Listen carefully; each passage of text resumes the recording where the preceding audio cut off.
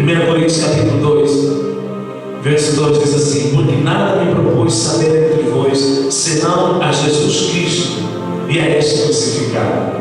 E estive convosco em fraqueza e em temor, e em grande tremor. A minha palavra e a minha pregação não consistiram em palavras persuasivas de sabedoria humanas, mas em demonstração do Espírito e de poder. Verso 5: para que a vossa fé não se apoiasse em sabedoria dos homens, mas no poder de Deus. Você precisa confiar no poder de Deus, porque o poder de Deus vai fazer um milagre criativo acontecer na sua vida nesta noite. Eu não sei quantas vocês, mas eu tenho orado para Deus começar a fazer milagres criativos.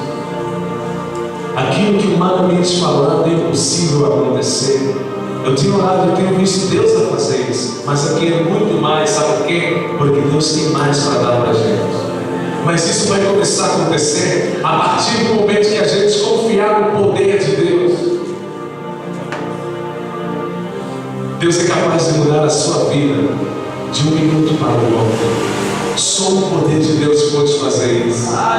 Deus é capaz de arrancar o vício do seu coração do dia para a noite. Só o poder de Deus pode fazer isso.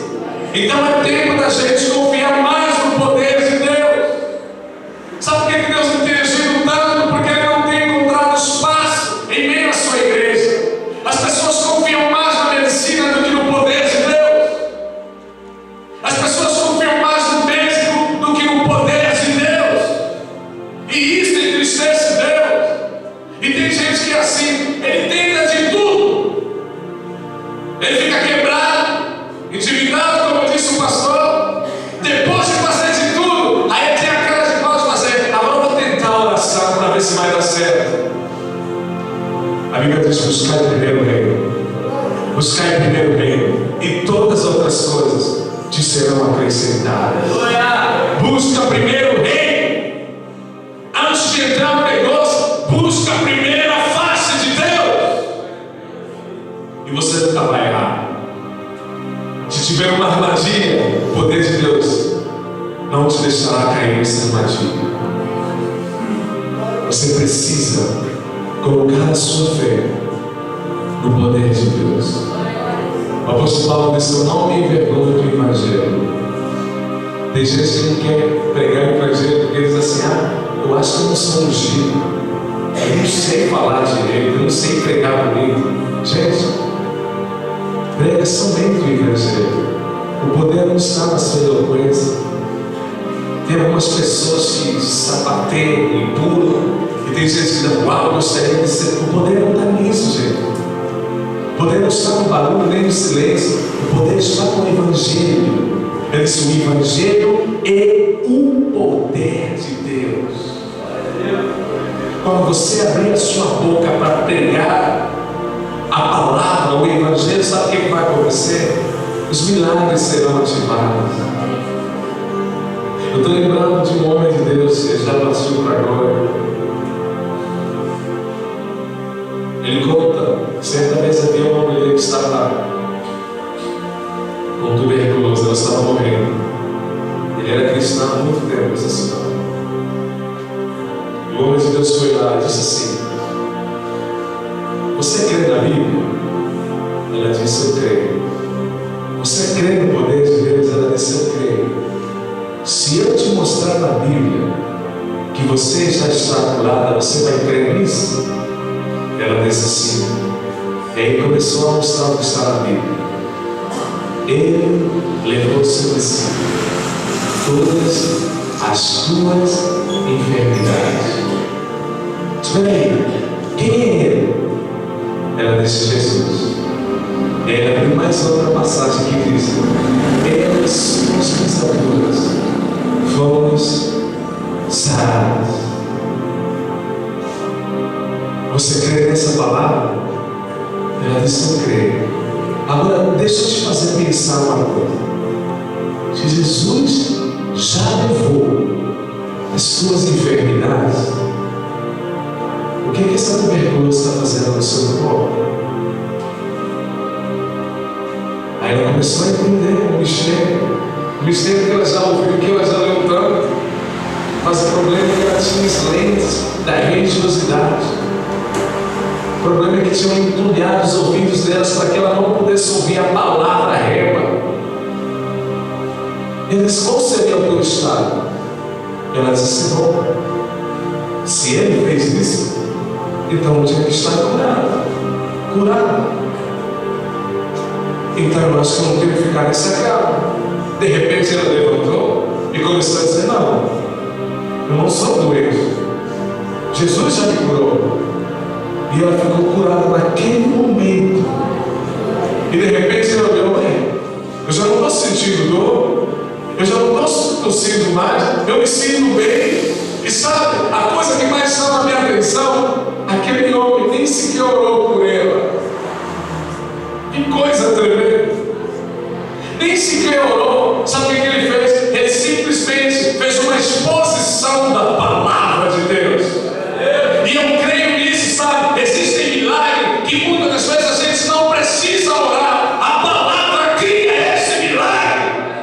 A Bíblia diz que Jesus curava através das palavras que saíam da sua boca.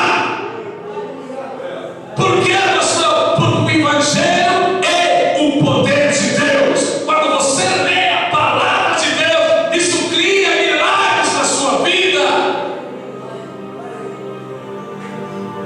A galinha, ela não precisa, quando ela está tentando chocar os seus ouvidos, ela não fica aí intercedendo, orando em línguas para que dê tudo certo. Não. Tudo que ela faz, ela só senta. Se tiver o calor certo, se você pregar a palavra certa, o Evangelho de Jesus, os milagres vão acontecer, gente. É tão simples. Pregue somente a palavra. Confia somente na palavra. Quando você confiar no Evangelho, o poder de Deus será ativado na sua vida. E os milagres vão começar a acontecer em nome de Jesus. Sabe? Vai ser para ver os incrédulos dentro da igreja. Infelizmente. Tem sempre aquelas pessoas que não acreditam. Mas sabe o que você faz? Não se deixe contaminar. Continue crendo. Vão chamar de louco. Vão chamar de fanático. Continue crendo. Tem gente que tenta, tipo assim, ó, eu tenho que tomar cuidado para ninguém falar mal da minha vida. Gente, Jesus falou: se perseguiram a mim, vão perseguir vocês também. Se me caluniar, também vão fazer isso com vocês. Mas continue firme, continue focado. Sabe por quê? Porque o poder de Deus vai começar a agir sobre a sua vida. Eles vão chamar você de maluco. E de repente, quando eles precisarem de uma ação de Deus, quem que eles vão chamar? Maluco, que crê em todas as coisas. Amém? Em terceiro lugar, a nossa fé precisa estar alicerçada nas promessas de Deus. Quem tem promessa aqui? Amém? Amém? Eu tenho lido muitas promessas de Deus, muito, para que eu esteja consciente do quanto Deus ainda tem para fazer na minha vida. E eu falo isso com muita ousadia. Quem tem promessa e crê nas promessas não vai morrer até que as promessas se cumpram. Você não vai morrer. Se você crê nela, pastor, eu conheço gente que tinha tantas promessas e morreram. Eu não sei o que aconteceu, mas tudo que eu sei, biblicamente falado, é que quem crê nas promessas não morrerá sem que elas se cumpram. Deus prometeu para Abraão. A Bíblia diz em Romanos capítulo 8, verso 17, vamos ler rapidamente, por favor. Aleluia. Tem uma unção aqui de milagres, tá? Tem uma unção de milagres. Romanos capítulo 4. Diga: coitado do diabo. Às vezes você tem que falar isso com mais convicção. Diga: coitado do diabo. Já não vai te fazer nada, tá? Ainda mais com o pastor Diego aqui. Mas pastor aqui, eu não precisa, fica aqui. Ei, demora, sai daí, não. Sai. Demora. para sair. Eu conheci um profeta, gente, aquele cara, eu conheci ele pessoalmente. Eu estava ministrando na Europa uma vez. Você era um cara endemoniado, sabe? Cheio de corrente. E ele estava comendo, gente. Isso é sério. Ele comendo. Daqui a pouco, profeta, você pode orar por essa pessoa? Ele vai ao problema. Comendo. Ele está lembrando. Sai do nome de Jesus. Cai no céu. Continuou comendo. Pode tirar a corrente. Não, tira. Continuou comendo. E quando tirava, o cara começou a falar: estou livre. O cara começou a gritar: estou livre. Não precisou fazer muito esforço, nada. Sabe isso é o quê? Resultado: quem tem intimidade com Deus. Você não vai precisar de ser mesmo para. Não toma, só sai. Ele vai sair. Romanos capítulo 4. O diabo está ferrado, gente. Sabe por quê? Eles conhecereis a verdade vos libertará. Ele não tem chance. Ele vai ter que fugir de você. Ele vai ter, não tem chance, vai fugir. Chega de você fugir, chega de você apanhar. Chega. Começa a ocupar a tua mente com a palavra de Deus. Sabe, aqui nesse lugar tem gente que tem mais problema com a mente do que com o problema financeiro. Tem muita gente que dorme e acorda cansada, sabe por quê? Porque o corpo dormiu, mas a mente não descansou. A mente é um campo de batalha. Se você conseguir ocupar a sua mente com as promessas de Deus, o diabo não vai encontrar nenhuma ponta na sua vida. Para de reclamar, para de dizer que não está dando certo. Ocupa a sua mente com as promessas de Deus. A Bíblia diz: quem de vocês de tanto pensar vai mudar o curso da vida? Ninguém vai conseguir fazer isso. Ninguém. Tudo que você tem que fazer é confiar no Senhor. Eu sei que é difícil, mas você tem o Espírito Santo para te ajudar. Aleluia. Romanos capítulo 4, versículo 17 diz assim: como está escrito, por Pai de muitas nações te constituiu, perante aquele no qual creu, a saber, Deus, o qual vivifica os mortos e chama as coisas que não são como se já fossem, o qual em esperança creu contra a esperança, tanto que ele tornou-se pai de muitas nações, conforme o que lhe fora dito: assim será a tua descendência. Verso 19: e não enfraquecendo na fé, não atentando para o seu próprio corpo já amortecido, pois és já de quase 100 anos, e nem tão pouco para o amortecimento do ventre de Sara, e não duvidou da promessa de Deus por incredulidade, mas foi fortificado na fé, dando que glória a Deus. O diabo dizia assim para ela: você está ficando velho. Ele não duvidou, ele continua a dar glórias a Deus.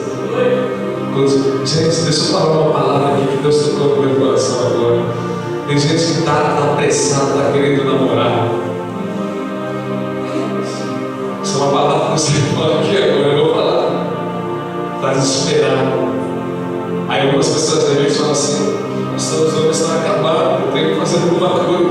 Mas quando eles estão acabados, se Deus te deu promessa de casar com um homem, como uma mulher de Deus, na verdade é bem isso. A Bíblia diz: não há comunhão entre a luz e as trevas. Ah, mas eu estou quase trinando, eu estou quase não sei o quê. Abraão tinha quase 100 anos. Você imagina o tempo que ele esperou, mas a promessa se cumpriu. A Bíblia diz: peixes se apressam a fazer o quê? A correr para o mal. Deus deixa isso. Eu disse brincando, mas é muito sério. Tem gente aqui no casar, daqui a pouco casa. Deus, eu estou cansado desse homem, eu estou cansado dessa mulher. Deus me dá filho, daqui a pouco está brigando com filhos e aborrecido, não quer mais os filhos que Deus me deu. Deus me dá uma casa, e Deus te dá uma casa enorme. Daqui a pouco eu não acredito que eu vou fazer faxina nessa casa. E você acha que Deus é que vai fazer faxina? Não espere que Deus te dê as coisas assim. Um homem ou uma mulher sabe assim, ela ora da seguinte forma: Senhor, me prepare para esse tempo que o Senhor está dando para a minha vida. Não entra na onda. Ah, mas a fulana arrumou um namorado. Não faça isso. Não faça isso. Eu quero liberar a palavra para algumas pessoas aqui. Tem gente que está tão triste porque o namorado ou a namorada me deixou. Aí acha que a vida acabou. Não acabou, não. Eu quero te falar uma coisa. Provavelmente, ele ou ela fez um favor para você. Provavelmente fez um favor para você. Porque o único jeito que você tem de encontrar o teu príncipe encantado, aleluia, você vai entender lá na frente que valeu a pena. Você vai entender lá na frente que valeu a pena, porque você tem promessa. Aí tem gente, então pastor, eu posso deixar minha esposa ter marido? Eu estou falando de solteiros. Se você não ouviu antes de casar, agora você tem que dar um jeito para resolver esse assunto aí. Tem de bolsa não, tá? Por isso é bom ouvir primeiro. Eu tenho dito a coisa mais importante, eu não sei porque eu estou falando disso, tá? A coisa mais importante depois da nossa salvação é a pessoa com quem você vai gastar o resto da sua vida. Isso é importante. É importante. Amém? Então eu profetizo que Deus vai te dar um homem ou uma mulher de Deus, mas você tem que saber esperar. Sabe? Porque quando a gente não quer esperar, essa é uma linguagem de incredulidade. A Bíblia diz: espere no Senhor o tempo todo. Agora você que está noivado, casado, estou esperando o tempo. Não, é melhor casar do que se atrasar. Você tem que decidir, gente. Porque isso é sério. Nós não podemos brincar de igreja, não. Porque o diabo leva a sério o papel de diabo. Ele é bom, sabe? Em roubar, matar e destruir, ele é bom. E a gente tem que resistir ao diabo. Voltando, quem tem promessa não morrerá. A Bíblia diz que ele não duvidou por incredulidade.